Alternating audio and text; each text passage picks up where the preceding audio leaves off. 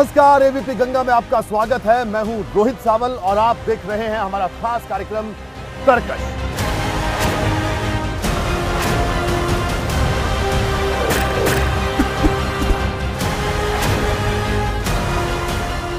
तरकश में आज हमारे साथ मौजूद हैं बीएसपी के राष्ट्रीय महासचिव सतीश चंद्र मिश्रा जी। सतीश जी, आपका स्वागत है। और साथ ही साथ उनकी धर्मपत्नी कल्पना मिश्रा भी हमारे साथ मौजूद हैं, जो कि एक्टिव राजनीति में आजकल आ गई हैं। उनसे भी बात करेंगे। सतीश जी, सबसे पहला सवाल आपसे, 22 के चुनाव में बीएसपी को जिस तरह से दूसरे दल हैं, एक चर्चा चल रही है कि जो लड़ाई है सपा और बीजेपी के बीच में होगी, ऐसी चर्चा तमाम दूसरी पार्टियां कर रही हैं। इस पर आपका क्या कहना है? देखिए, ये प्रोपेगेंडा करने वाली बात है, वरना बहुजन समाज पार्टी, हम लोग जो हैं इस समय ग्राउंड लेवल पे काम कर रहे हैं। हम लोग एक एक सेक्टर पे, एक एक बूथ में हमारे कार्यकर्ता जो हैं पूरी तरीके से इसमें एक्टिव हैं। और हम लोग इस समय ये खाली दिखावे की राजनीति नहीं कर रहे हैं कि हम लोग 1000 आदमी लेके और चल दिए, 500 आदमी लेके बस में बैठ के चल दिए। उस तरह की राजनीति दिखावे वाली नहीं कर रहे हैं। हम लोग ग्राउंड लेवल की हमेशा से करते आ रहे हैं। आज भी हमारी पार्टी ग्राउंड लेवल पे कर रही है। और मैं आपको दावे से कह सकता हूँ कि ये जितने लोग कह रहे हैं ना कि चुनाव कौन लड़ रहा है, किसके साथ लड़ रहा है, इन सबको 2007 में भी यही लग रहा था और 2007 में मुंह की खाए थे। अब की बार 2022 में भी मुंह की खाएंगे। तो सबसे बड़ा मुद्दा क्या रहेगा सतीश इस चुनाव में बीएसपी का? देखिए, बहुजन समाज पार्टी ने जो पूरे प्रदेश में कार्य किया जी, और उसको एक तरफ रखते हैं हम लोग जब, और दूसरी तरफ हम रखते हैं जो कि समाजवादी पार्टी की सरकार ने और भारतीय जनता पार्टी ने किया। आज के रोज़ लॉ एंड ऑर्डर जो है वो सबसे ज़्यादा परेशान लोगों को कर रहा है, क्योंकि खाली इससे तो काम नहीं चलेगा कि रोको और ठोको से। जब तक कि कानून, अब तो थाने में भी कोई सुरक्षित नहीं है, थाने में भी लोग मर रहे हैं। 2 फीट के नल से वो कहते हैं कि उसने सुसाइड कर लिया।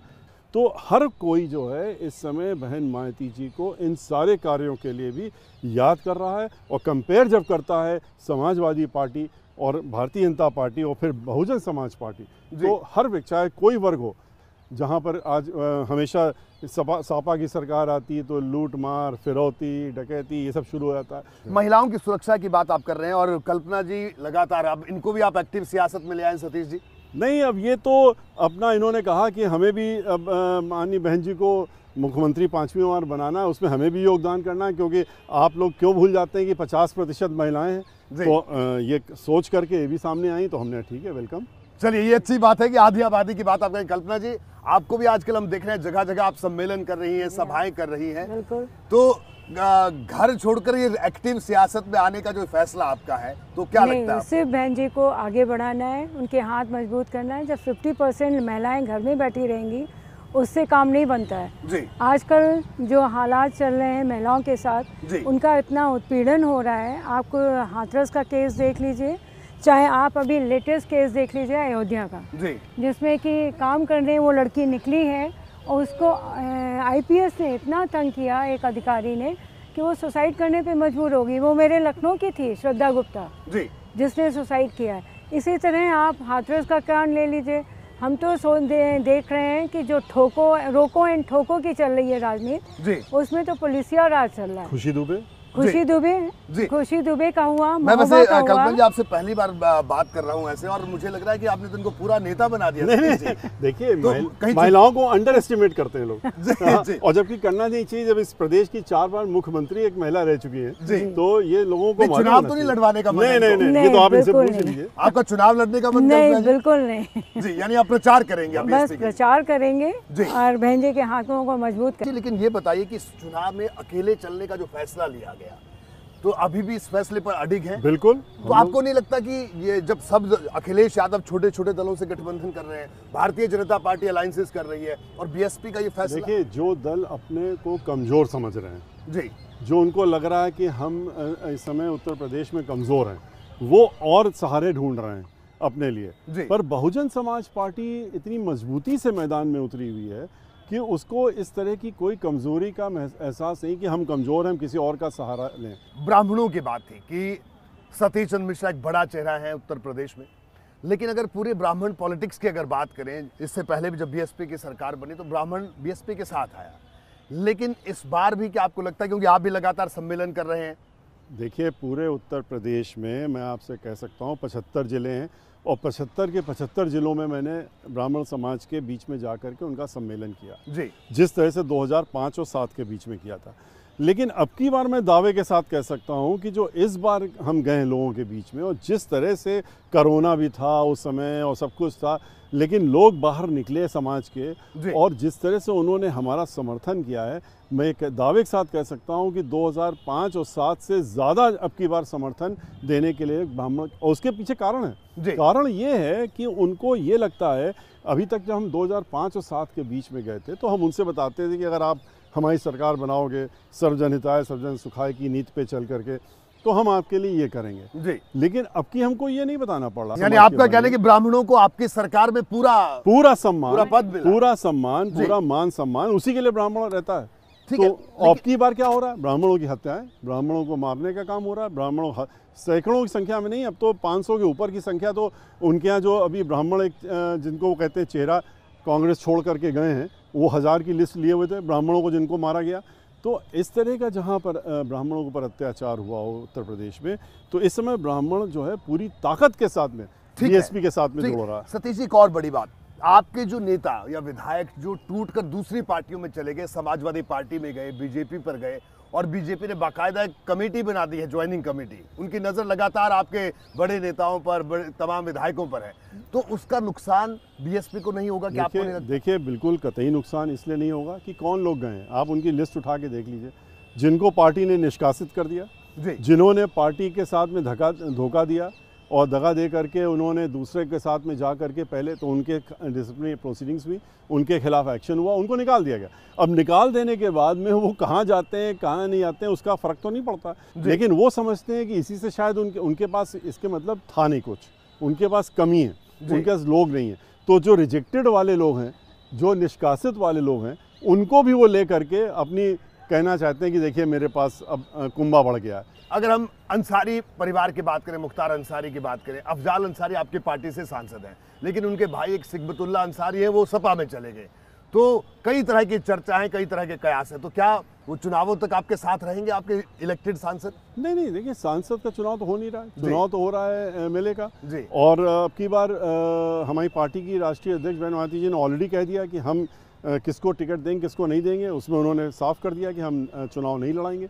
तो अब उसमें कोई बात रही नहीं गई। और जहाँ तक जो सांसद हैं, वो अभी तो सांसद का चुनाव तो है नहीं, एमएलए का चुनाव है, तो एमएलए वो चुनाव लड़ नहीं रहे हैं। तो इस तरीके से देखा जाए तो इन सब चीज़ों से हम लोग कोई फ़र्क नहीं पड़ता। और प्रभाव देखिए, जो बहुजन समाज पार्टी है उसके साथ में जो वर्ग जुड़ा हुआ है, जो वोटर जुड़ा हुआ है, 2 करोड़ लगभग 2 करोड़ लोगों ने वोट पिछली बार भी बहुजन समाज पार्टी को दिया था जी। तो ये लोग जो हैं बहुजन समाज के पार्टी के साथ जुड़े हैं, किसी एक व्यक्ति के साथ नहीं जुड़े हैं। और जब ये बड़े नेता जो कहते हैं कि मैं बहुत बड़ा नेता हूँ, मुझे निकाल दिया गया, अब मैं दूसरी पार्टी में चला गया हूँ, तो वो अकेले ही जाते हैं। ये इतिहास है बहुजन समाज पार्टी का। आपकी पार्टी से, बीएसपी से क्या युवाओं का जुड़ाव कैसे हो इसके लिए, क्योंकि अगर हम पश्चिमी उत्तर प्रदेश की बात करें तो कई युवा नेता हैं जिन्होंने दलित राजनीति जो कर रहे हैं, तो क्या बीएसपी के पास ऐसा कोई रोड मैप, ऐसी कोई तैयारी, ऐसे कोई चेहरे? देखिए, वो सब जो भी युवा नेता की बात आप कर रहे हैं, वो भी अकेले ही रह जाएंगे चुनाव में जी। वो कोई अपने साथ में कोई वोटर नहीं ले जा पाएंगे। युवाओं को बहुजन समाज पार्टी की राष्ट्रीय अध्यक्ष ने अब की बार खुद उनको जोड़ने का काम किया। 50%, 1-2 नहीं, 50% चाहे संगठन हो और चाहे किसी भी स्टेज पे हो, उसमें चाहे अब की बार आप चुनाव की जब लिस्ट आएगी तब भी देखेंगे, तो 50% जो है वो कम से कम है, ये ज़्यादा नहीं और ज़्यादा हो सकता है, वो युवाओं को तरजीह दी जा रही है और युवाओं को रखा जा रहा है। और आज आप देखा ही, युवाओं को सब जोड़ भी रहे हैं। हमारे जो पुत्र हैं कपिल मिश्रा, वो भी युवाओं के बीच में जा रहे हैं, आकाश आनंद जी जा रहे हैं, और युवाओं के बहुत तेज़ी से लोग जुड़ रहे हैं, आ रहे हैं साथ में। देखिए, बीजेपी कह रही है 300+ जीतेंगे, अखिलेश यादव तो कह रहे हैं 400+ जीतेंगे। कोई आपका भी कोई आंकड़ा आपने तय किया है? देखिए, बीएसपी कह रही है कि हम पूर्ण बहुमत की सरकार बनाएंगे। हम लोग ये कहते हैं हम पूर्ण बहुमत की सरकार बनाएंगे, और 2007 में जितनी सीटों से बनाया था उससे ज़्यादा से बनाएंगे। समाजवादी पार्टी कहती है कि हम तो 400 बनाएंगे, 400 से प्लस करेंगे, 400 से प्लस के बाद 3 ही तो बचती हैं जी, वो वही 3 प्लस और कर लेंगे जी। और भारतीय जनता पार्टी 350 की बात करती, तो अगर 1000 सीटों पे तो चुनाव हो नहीं रहा है, चुनाव तो खाली 403 पे ही हो रहा है। लेकिन मैं एक दावे के साथ कह सकता हूँ कि अब की बार इनके जो ये दिखावे की बातें हैं और ये जो कहने की बातें हैं, ये इसकी सबकी पोल अभी चुनाव आने दीजिए। बहुजन समाज पार्टी पूर्ण बहुमत की सरकार अब की बार उत्तर प्रदेश में बनाने जा रही है अपने दम पे, और जितना 2007 में सीट लाई थी उससे कहीं ज़्यादा सीट लाकर। सतीश जी से हम लगातार बात कर रहे हैं बीएसपी की चुनावी रणनीति की और बीएसपी के भविष्य पर भी बात हो रही है। सतीश जी, अगर सबसे अहम बात इस चुनाव की अगर करें, भारतीय जनता पार्टी के लिए हमने विकास किया, इसके अलावा वो एक हिंदुत्व की बात का मुद्दा आम जनता के बीच में भी लेकर जा रहे हैं कि हमने राम मंदिर को लेकर बात हुई, काशी में हमने ये कर दिया, मथुरा में हमने ये कर दिया, और ये कहा जा रहा है बीएसपी को लेकर, आपने जो सम्मेलन किया, आप भी अयोध्या गए, कहा गया कि आप लोगों को मजबूरी में सॉफ्ट हिंदुत्व की तरफ आना पड़ा। इस पर आप क्या कहेंगे? देखिए, अयोध्या से जाके हमने कार्यक्रम अपना शुरू किया था और अयोध्या में जा कर के हमने उनका ये जो भ्रम देशवासियों के सामने वो भारतीय जनता पार्टी रख रही थी कि हम तो बड़ा भारी हिंदुत्व का कार्य कर रहे हैं और मंदिर का कार्य कर रहे हैं, तो उसको एक्सपोज कर दिया हमने।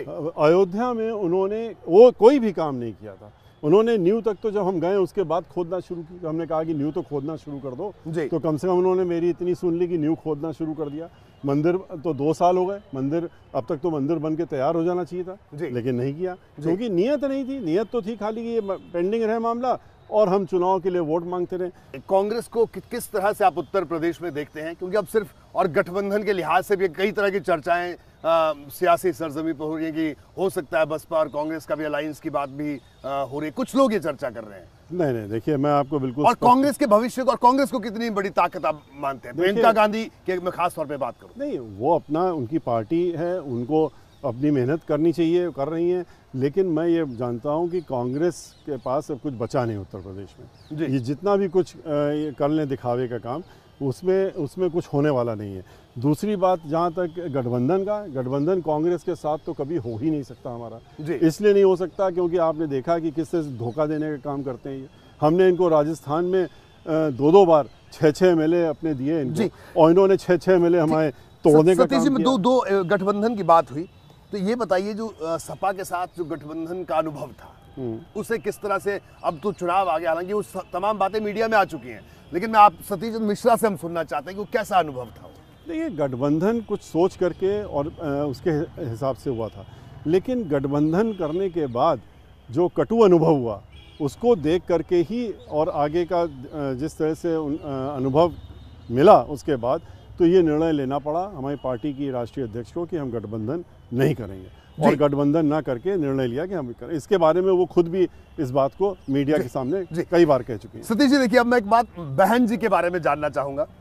देखिए, बहन जी आती हैं मीडिया के सामने, आज भी वो प्रेस कॉन्फ्रेंस करती हैं, बात होती है, लेकिन हाँ, उनसे कोई बहुत ज़्यादा भी इस तरह की इंटरेक्शन बहुत कम होती है। भाई, हमें बीजेपी दिखती है काम कैसे करती है, सपा दिखती है काम कैसे करती है, ये बीएसपी की काम करने का क्या राज है, ये हम जानना चाहते हैं। देखिए, बीएसपी जो है केडर वाली पार्टी है जी, और ये पॉलिटिकल पार्टी के साथ साथ में एक मिशनरी पार्टी भी जी। तो हमारी पार्टी की राष्ट्रीय अध्यक्ष फरवरी के महीने से और लखनऊ में हैं और दिल्ली वापस नहीं गई, क्योंकि वो हर सेक्टर वाइज की बैठक भी अपने यहाँ ले रही हैं।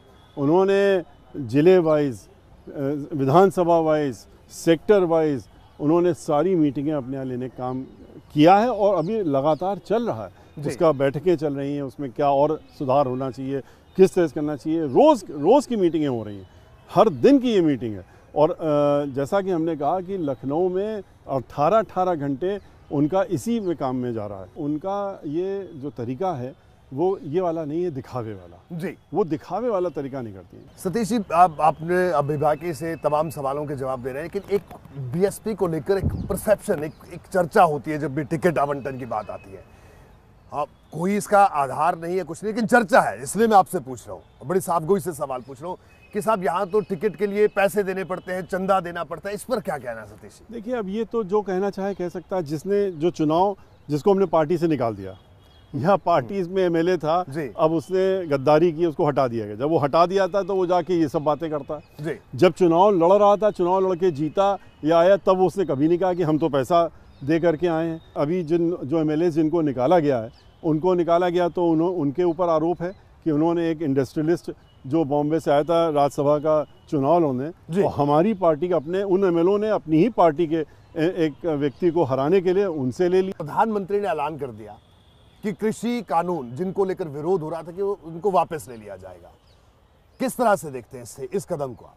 देखिए, जो वापस लेने का निर्णय लिया उसका तो हम लोग स्वागत करते हैं। हमारी पार्टी के आज राष्ट्रीय अध्यक्ष ने खुद भी मीडिया में आकर के बोला है, लेकिन साथ साथ में ये भी कहा, जो सही बात है, कि आपको ये कानून फिर लाना ही नहीं चाहिए था बगैर उनसे वार्ता किए हुए।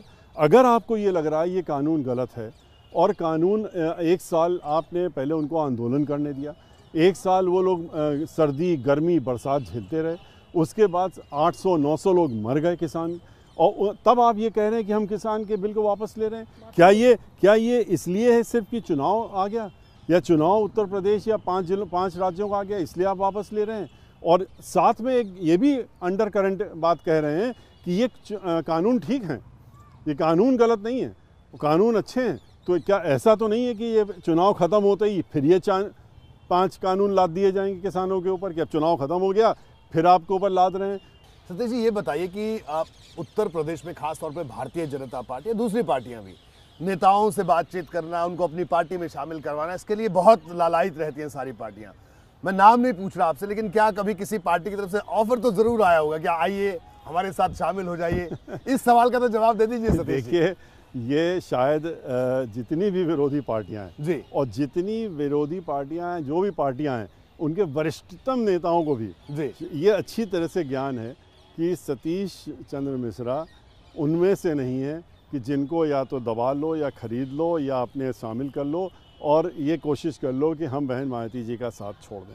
हम ये सबको मालूम है कि हम ना उस परिवार से आते हैं, ना हम उस व्यक्ति के साथ गद्दारी कर सकते हैं जिसने हमको सम्मान दिया, हमारे परिवार को सम्मान दिया। आज हमारा पूरा परिवार उनके साथ में खड़ा हुआ है बगैर राजनीति के, इसीलिए क्योंकि उन्होंने जो हम लोगों को सम्मान दिया है तो उसके प्रति हम उनके साथ में खड़े हैं।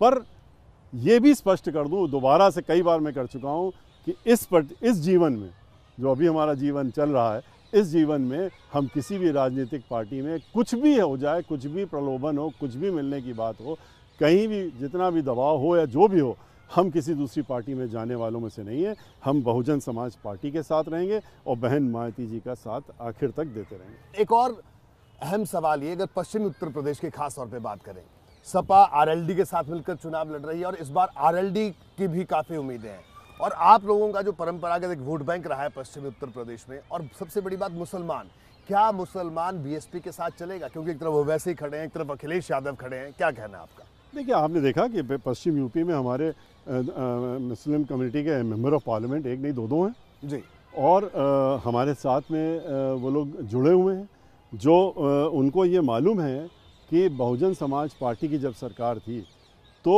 पूरे उत्तर प्रदेश में एक अमन और चैन का माहौल रहा था।